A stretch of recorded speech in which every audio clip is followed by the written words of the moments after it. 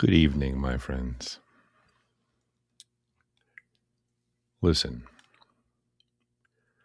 we are currently sliding into an age where consensus reality is dissolving, where the truth as we know it seems to be up for auction,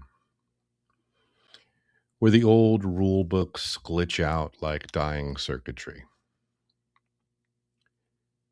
And the good news here is that means that anything, almost anything is possible. So, not that you asked, but if you want my vision of a pretty cool future, here it is. Something like that.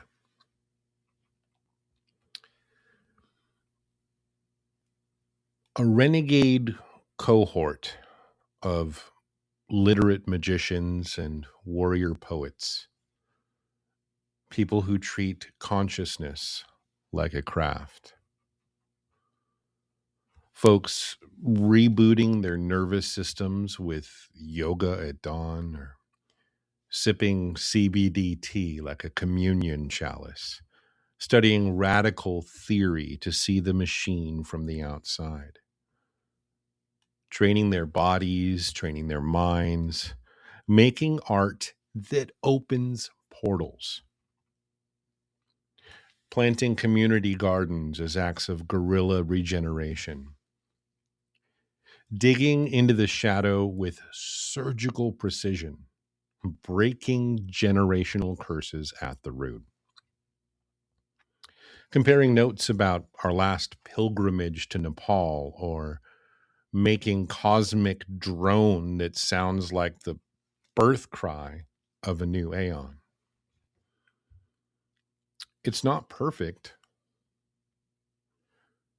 but it's infinitely more alive than, I don't know, Bud Light, Marvel content slurry, or whatever counts as spiritual nutrition for the algorithm addled masses.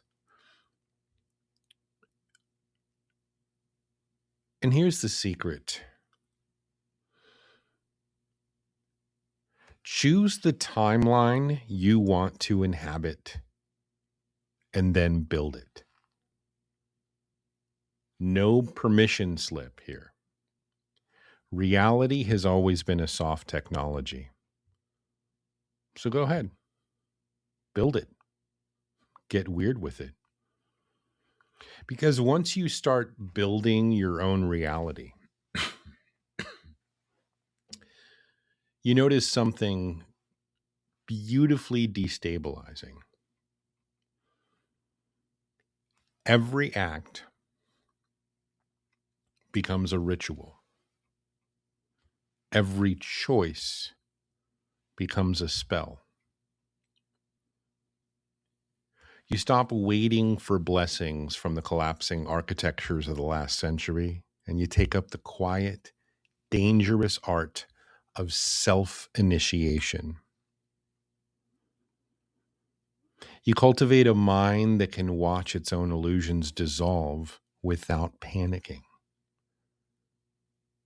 That's guerrilla enlightenment, street corner Buddhism. It's psychedelic clarity in a dollar store world. You train your nervous system like it was the next frontier of civilization. Because guess what? It is. And slowly, the old programs you're running, I'm talking about fear or scarcity or shame, they'll blow away like sand mandalas in the rain. And then, my friends, guess what? The real fun begins. Because once you recognize the universe as responsive, hell, it's almost flirtatious, your experiments get bigger. You plant sigils in compost piles just to see what grows. You talk to your ancestors like they're co-conspirators, because they are. And you treat your shadow as a dance partner, not a demon, not something you avoid at all costs. You write poems that double as spells, and you meditate not to escape the world, but to tune your consciousness for the next incoming frequency.